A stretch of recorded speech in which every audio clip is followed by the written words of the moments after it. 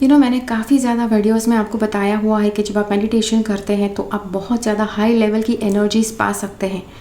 और यही बात सुन के या फिर किसी और की बात सुन के काफ़ी ज़्यादा लोगों ने मेडिटेशन करना शुरू भी कर दिया। लेकिन एक कमेंट है कि जो मुझे बहुत ज़्यादा बार मिलते रहते हैं कि मेडिटेशन करने के टाइम पर बॉडी वाइब्रेट होना क्यों शुरू हो जाता है। ओके, तो इसकी वजह शायद लोगों को नहीं पता है और इसीलिए आज उसका जवाब मैं देने के लिए यहाँ पे आई हूँ। हाय, मैं हूँ प्रीति और आज इस वीडियो के द्वारा मैं आपके साथ शेयर करने वाली हूँ कि मेडिटेशन करने के टाइम पर मेडिटेशन करने के टाइम पर इंसान का शरीर है, किसी भी इंसान का शरीर वो वाइब्रेट होना शुरू कर देता है। इसके काफ़ी ज़्यादा अलग अलग रीज़न्स हैं। मैं आपके साथ सारे के सारे शेयर करने वाली हूँ। पूरा वीडियो देखना आवश्यक है अगर आप सारे के सारे वजह जानना चाहते हैं तो हम ये जानेंगे कि अगर मेडिटेशन करने से हाई लेवल के पावर्स के साथ आप जुड़ सकते हैं, तो जब वो पावर के साथ आप जुड़ते हैं तो बॉडी वाइब्रेट क्यों होना शुरू हो जाता है। ठीक है, कोशिश करो कि आप इस पूरे वीडियो को देखो शुरुआत से लेकर अंत तक, बिकॉज उसी के बाद आप समझ पाओगे। बिकॉज एक चीज़ यहाँ से 5 सेकंड 10 सेकंड देखा और चलो कुछ और करते हैं, then I don't think you really want that answer. Okay, तो यस, अगर आप सच में इसका जवाब जानना चाहते हैं तो पूरा वीडियो समझना बहुत ज़रूरी है। ठीक है, स्टे ट्यून्ड।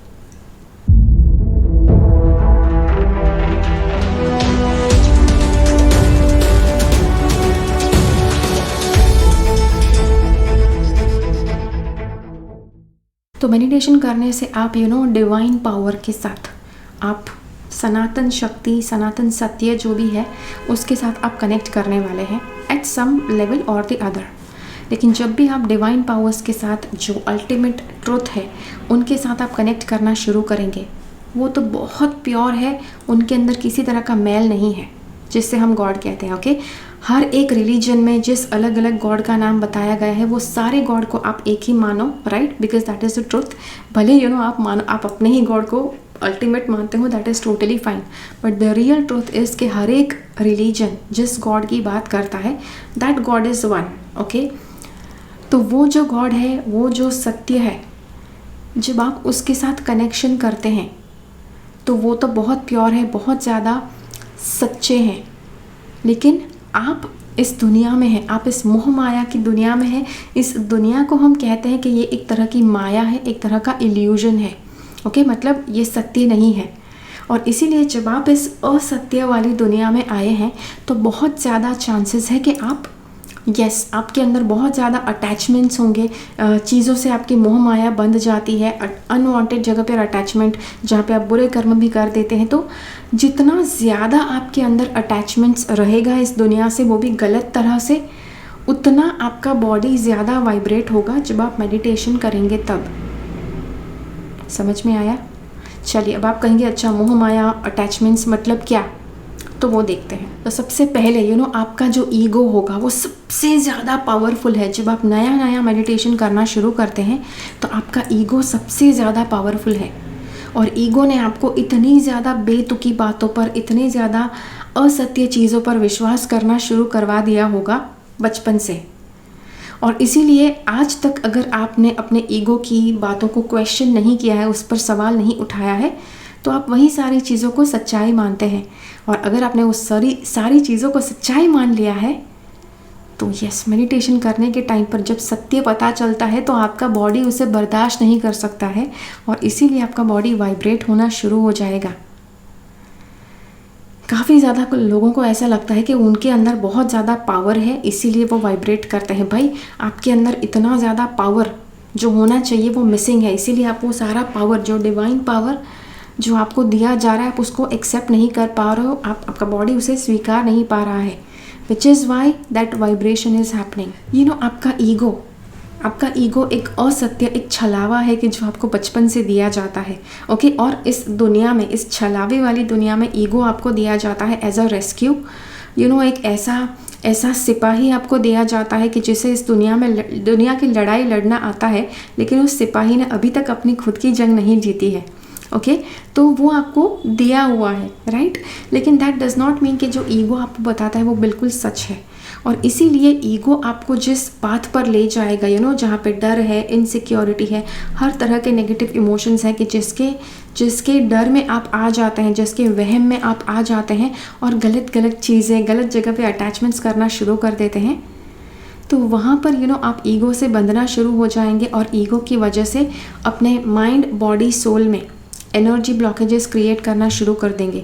आपके आप एनर्जी ब्लॉकेजेस कर सकते हैं, आप मेंटल ब्लॉकेजेस, इमोशनल ब्लॉकेजेस कर सकते हैं, जिससे आपके सिस्टम में ब्लॉक पड़ जाती है, जहाँ पर एनर्जी अटक जाएगी, वहाँ से आगे नहीं बढ़ेगी। ओके और अगर आप डिवाइन के साथ कनेक्ट होते हैं मेडिटेशन के दौरान और वो सारे ब्लॉकेजेस अगर फंसे हुए हैं आपके शरीर में, तो वो डिवाइन एनर्जी फाइट करेगी उस ब्लॉकेजेस को दूर करने के लिए, और वो ब्लॉकेजेस फाइट करेंगे कि उनको वहीं पे रहना है। सो दैट इज़ वेयर वो टग ऑफ वॉर होता है कि जहाँ पर आपका बॉडी वाइब्रेट होता है। अब आप कहेंगे अच्छा तो वो सारे ब्लॉकेजेस हटाने के लिए मुझे क्या करना है? आपके अंदर हर तरह की नेगेटिव इमोशंस हैं, डोंट से कि नहीं है। अगर नेगेटिव इमोशंस आपके अंदर नहीं होते तो आप यहाँ पर आज इस वीडियो को देखने भी आए नहीं होते। ओके हर एक इंसान जो भी इस दुनिया में जीते हैं उन्होंने कभी ना कभी गुस्सा अनुभव किया है, उन्होंने कभी कभी नफ़रत या सौरो, दुख अनुभव किया है, दर्द अनुभव किया है, किसी से ईर्ष्या अनुभव की है, अशांति अनुभव की है। तो ये सारे नेगेटिव इमोशंस हैं कि जो हर एक व्यक्ति ने अनुभव किए ही किए हैं। तो आपको पहले जब आप स्पिरिचुअल प्रोग्रेस करने के लिए आगे बढ़ते हैं तो सारे के सारे नेगेटिव इमोशंस से आपको अपने आप को मुक्त करना है। ओके अब आप कहेंगे अच्छा वो कैसे करना है? ऐसे बहुत ज़्यादा वीडियोस मैंने मेरी चैनल के ऊपर शेयर करके रखे हुए हैं, जैसे EFT है। EFT is emotional freedom technique, कैसे इमोशंस से आप अपने आप को मुक्त कर सकते हैं अगर कोई भी इमोशंस का ब्लॉकेज है तो। ओके फिर ऐसे कुछ मेडिटेशंस भी मैंने आपके साथ शेयर किए हुए हैं कि जो आपको अच्छी तरह से अपने ब्लॉकेजेस क्लियर करने में मदद करेंगे। ठीक है और अगर ज़्यादा डीप क्लेंजिंग आपको चाहिए और वो भी छोटे ड्यूरेशन में, तो मेरा एक प्रोग्राम होता है सोल प्यूरिफिकेशन करके। सोल प्यूरिफिकेशन का जो प्रोग्राम है वो 10 डेज़ का बहुत ज़्यादा इंटेंसिव प्रोग्राम होता है।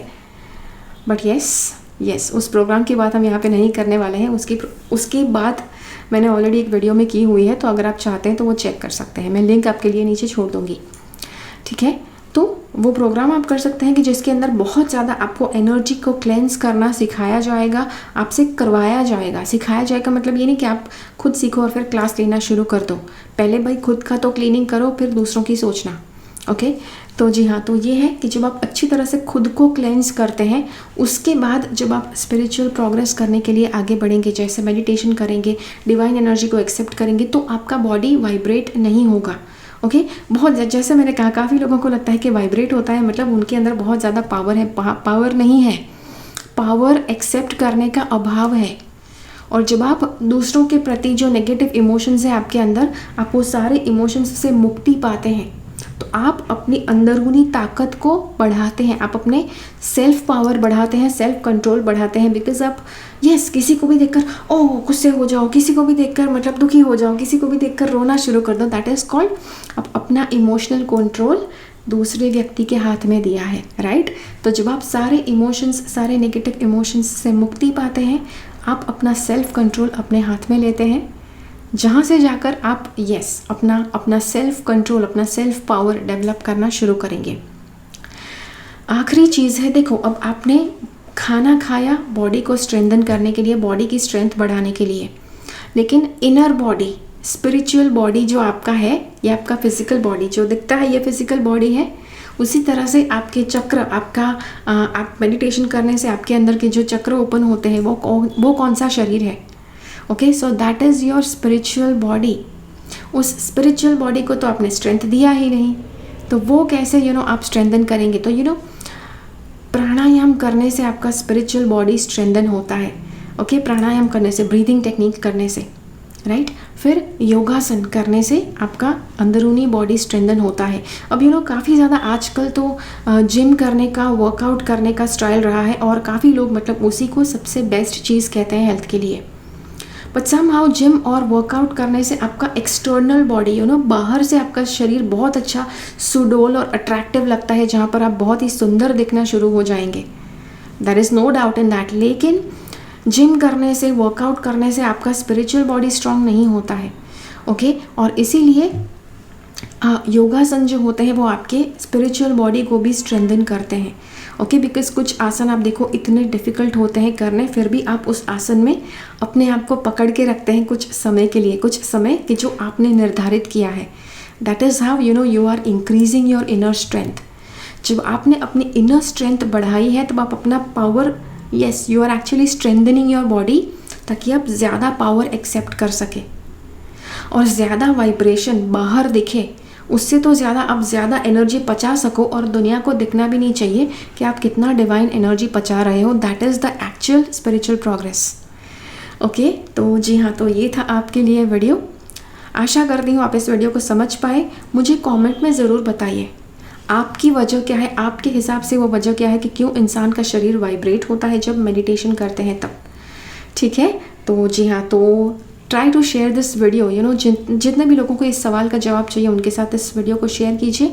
अगर ये वीडियो अच्छा लगा तो लाइक बटन क्लिक कीजिए और मिलते हैं आपको अगले वीडियो में फिर से। तब तक के लिए keep following the path of your soul's purpose because you are born for a reason. Thank you so much for watching. Bye bye. मेरे चैनल से सब्सक्राइब रहे, सब्सक्राइब बटन क्लिक करके और बेल आइकन को क्लिक कीजिए। उसके बाद जो ऑप्शन आपको मिलता है उसमें से ऑल नोटिफिकेशन सिलेक्ट कीजिए ताकि हर एक वीडियो का नोटिफिकेशन आपको मिल पाए।